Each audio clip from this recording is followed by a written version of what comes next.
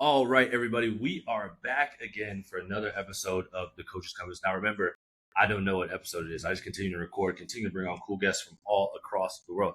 Remember, hit that like, subscribe, comment button down below so you can continue to have this thing grow. And remember, you can also sign up for our newsletter that drops every week, letting you guys know episode is on the way and being dropped for that day.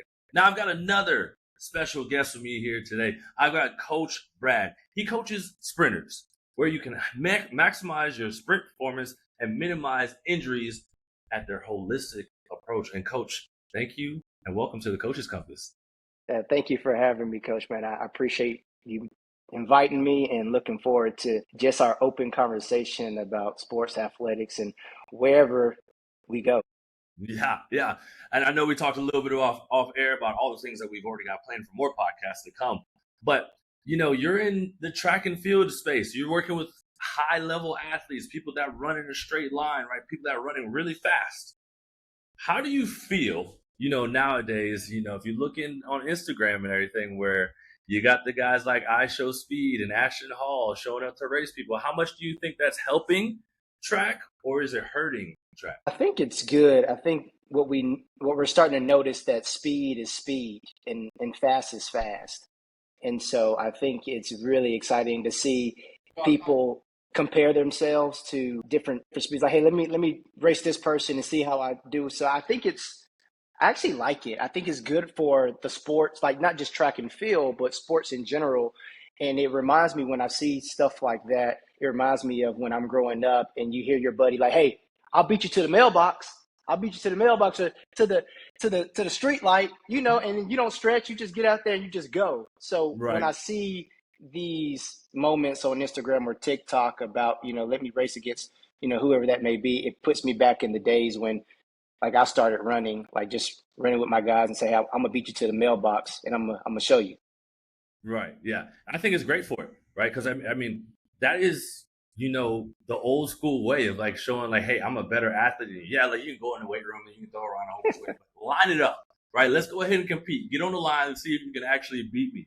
But if you look back, like you say, back into your days when you get into coaching, what made you realize that coaching was more than just a job? It was your Oh man.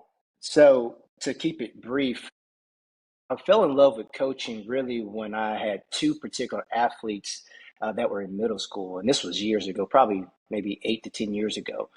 And they fell in love with the fact of track and field, meaning they say, hey, coach, I mean, I know I'm in middle school, but I think I could be really good at this. So me as a coach at that time, I was like, okay, I got to get educated because I'm a huge advocate of, okay, if I don't know something, I need to go get educated. I need to surround myself with people who've been in this space for a lot longer than myself and kind of glean from them. Hey, what are you doing? What about sprinting and development and all these different things? So I got educated and I started, like I would say, being the chef. I started cooking, like trying different things and that. And really, these two athletes that I had in middle school, now they're in college. One is at Lee University and one is at Samford University running. And I fell in love because I saw their passion for it. And then I felt like the Lord had gave me this opportunity to shepherd them and using track and field to do that. And so that's how it started. And then I started learning, I started cooking, and that's how I fell in love with it because I spent most of my time with high school athletes. And what I enjoy the most is developing. How do you take an athlete who's raw and start putting certain things and building this athlete and individual up, not just athletically, but also spiritually, mentally, all these different holistic things that go into performance that I know you are very familiar with. right. I mean, you talk about cooking and you talk about learning and kind of what you're pouring into these athletes. And we talk about, when we kind of first get into this whole game of coaching, what do you look at now that you were doing back then? And you're like, man, why was I even doing this? And then you're kind of just like, oh man, I really didn't know anything then. Like, what are some of the pieces in there that nobody really told you about coaching that you kind of had to realize throughout the way? That you can really overcook athletes, meaning you can put too much training on top of them. You can put too much speed work. I think there's this wave of like, we know that speed actually increases. If you do sprint work, that will help you increase your maximum velocity. But you have to be careful, especially with developmental athletes and even elite athletes, how much you do of that. And so in the beginning, I was just like speed, speed, speed, speed, speed. I was like, Every day. cooking every day, and you can't do that to athletes. You get overcooked. You overcook the central nervous system, and so like you cannot do that. So those are some of the things that what I used to do, and now having a system and looking at, okay, I know speed and sprinting is important, but you can't do it every day. So I used to do a lot of that, and now I've restructured some of the things where we still do it, but it's not the whole focus, if you will. Yeah. And I think that's a hard thing for first time coaches when they get into it, because you want to be a jack of all trades, right? You want to be great at it all instead of Yeah. being an expert at one thing and then kind of piecing it together from there. And I think that's one common misconception that a lot of newer coaches get into when they get into this. Like, I got to do it all now, and they got to do it all now. All of our athletes must do everything that I know. But also on top of that, you talk about pouring into your athletes. How do you handle the pressure of your personal life, your mental health, and burning out yourself as a coach when it comes to finding that healthy balance? Ooh, well, I'm grateful to have a awesome wife, Annie. She keeps me sane. She's like, hey, look, when you're at the track, you're at the track, and when you come home, it's over. And like keep it. So no, I think what's really helped me, I think in the beginning, I selfishly, when you're a young coach, like you said, you want to prove to people that, hey, look, I can make these athletes great athletes. And so it becomes more of a selfish thing, more about you than it is about the athletes. And so I had to learn as I got further in my marriage and became a new dad that there's certain things that are more important than trying to make someone run faster, right? And I think what has helped me now looking at it is having more of a holistic approach of a long-term plan, meaning, okay, look, we're going to do these things and this is going to help them long term, but I also have to make sure that I'm a father, I'm a husband, I'm a friend, and I want to do those things better and well, more so than honestly, like how I spend time with my athletes, if that makes sense. No, it makes perfect sense. I understand what you're saying. You have your cups, right? You have your Mm-hmm. hats that you wear. Now, your main hats are being a father, being a husband, but you're still Mm-hmm. going to pour a lot into your athletes, right? Like, Correct, you just correct, wear them when you need to wear them.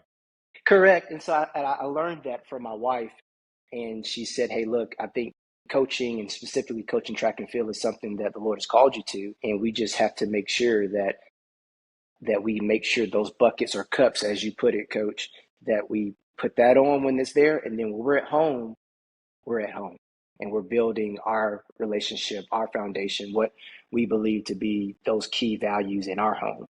Because it can bleed over. It can, and then you wondering why you're frustrated at your spouse, and it's because you're upset at a one of the kids didn't do what they're supposed to do at the practice, and now you're bringing that home. I've done that too many times, and I've learned that you cannot do that. Because it don't end well. It don't end It well at does all. not Because end they ain't got well. no clue what's going on there, right? Because they're not in practice with you. Right? They don't understand your frustration, right? Because they got other frustrations they dealt with that they've been waiting for you to come home and help them deal with. Which sometimes it's hard as a coach, because you feel like you're always coaching in every avenue of your life. But like you Hmm. said, you're having a great partner on your side, understanding that, hey, when track is over, once I walk through the doors, like, I'm able to just be Coach, be Bradley Moon, right? That's got to Correct, correct. be a great feeling, for you to have that partnership to be able to work on those things. With that, have you ever thought about walking away from coaching within the time period? Ooh, no, no, I haven't. I think it's evolved. I think my perspective has changed around coaching and how I approach my philosophy when coaching athletes. Now that I'm a dad, because my son is 1 years old, and so I became a new dad. And Congratulations. thank you, brother. Thank you, brother. He's sleeping through the night, and so I'm happy about that. We got through Hey, that period, that's a win right there. You get that, you're winning. and so I think just how I've grown and like I've had a better perspective on how, like, I never feel like I want to walk away from coaching, because I think having Oliver, is his name, showed me that I have to shepherd him. And so my goal, or what the Lord has called me to with these athletes, is to shepherd them. And it's more than just the training. It's really asking them, like, truly, how are you? Like, what's going on up here? How's school? How's you got a girlfriend, you got a boyfriend, what does that look like?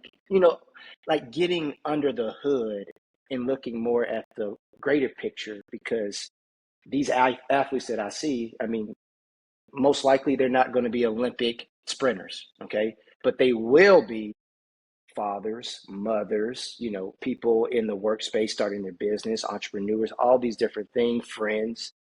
And so I think now that perspective for me is my focus. Like, as of today, that's all I think about. How can I help this individual, not just training wise, but like mentally, and think about long term? And I was going to ask you something else, but I feel like you're going to answer it when I ask you this question.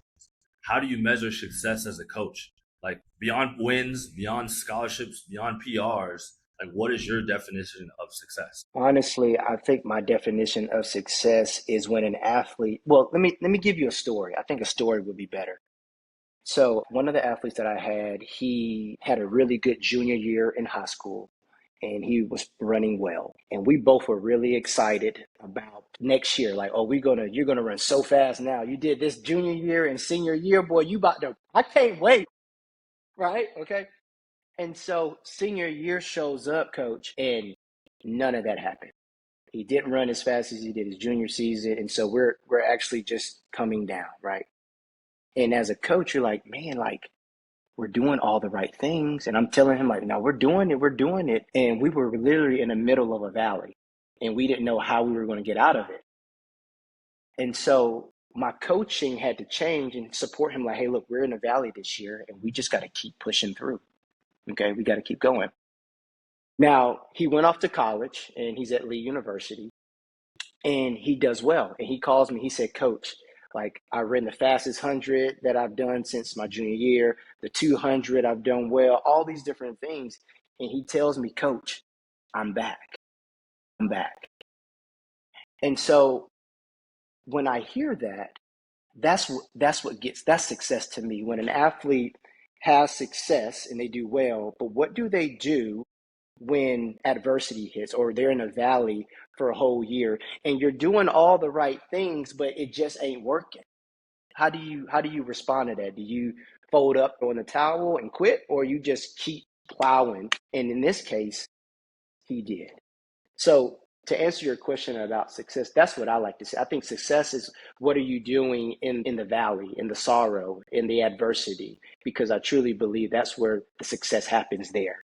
It's never at the top. It's always in the middle. You've heard it before. And that to me is success. How do you respond in adversity? And that perfectly talks about what you were talking about before, is having a personal relationship with these athletes.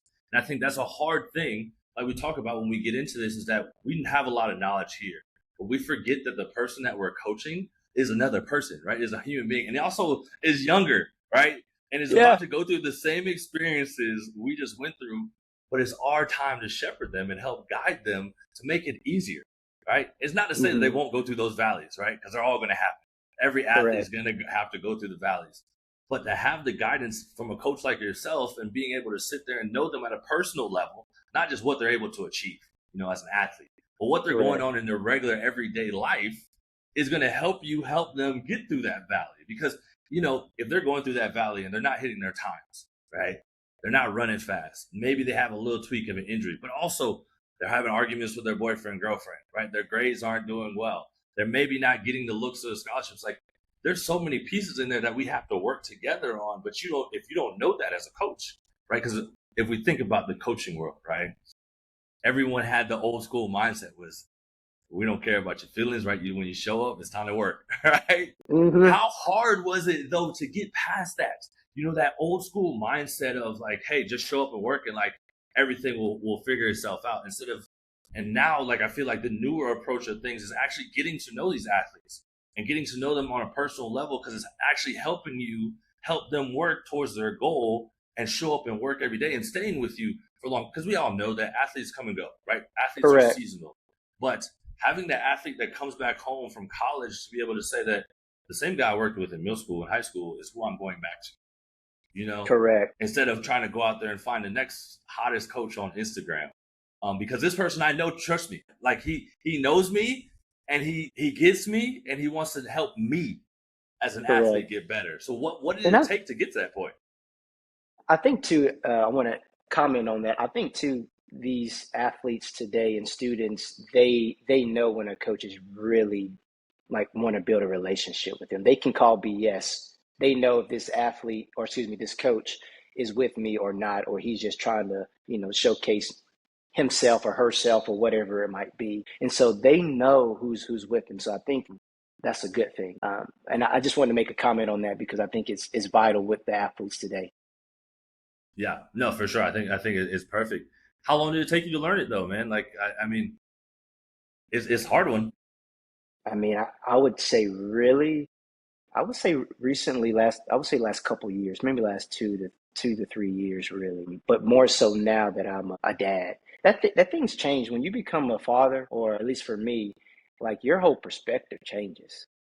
Yeah, Like it, and how I see athletes. Like before, when I was coaching, I was married, didn't have any children, and so I didn't really have a child myself. And then when I got a son, now I start looking at all these athletes as my own children.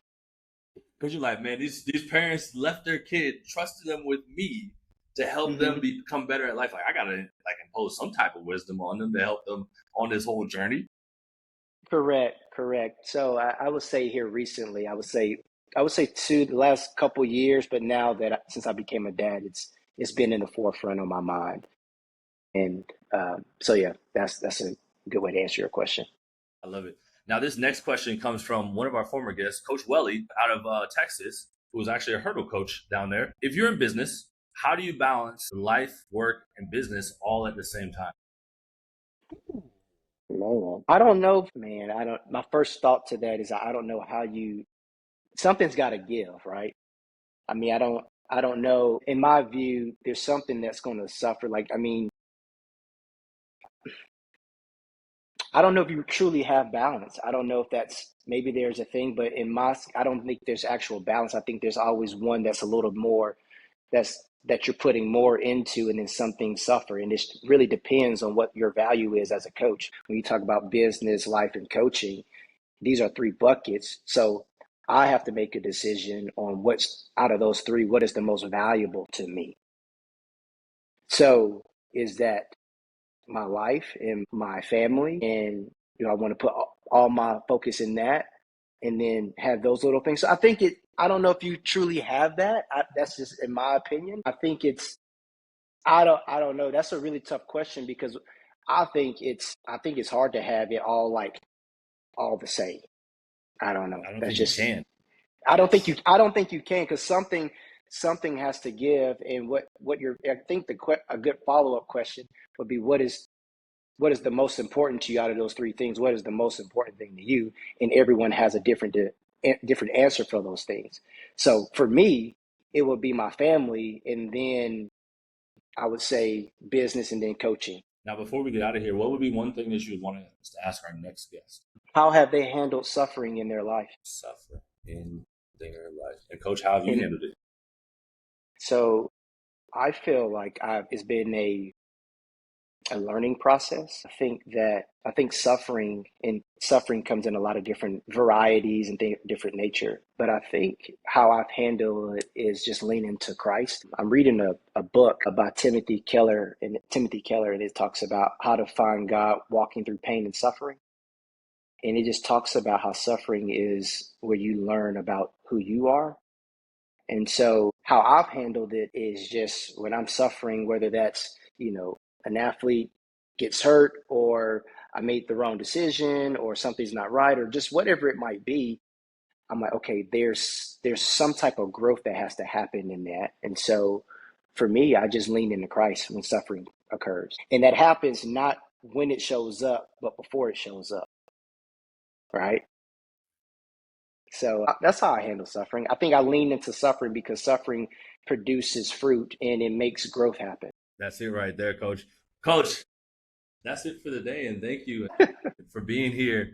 I know we've got a lot more things that we're going to talk about later on because, like I said, off air we got into some stuff. But I can't wait to drop this episode. And Coach, thank you so much for your time today. You're welcome, Coach Crew. Thanks for having me.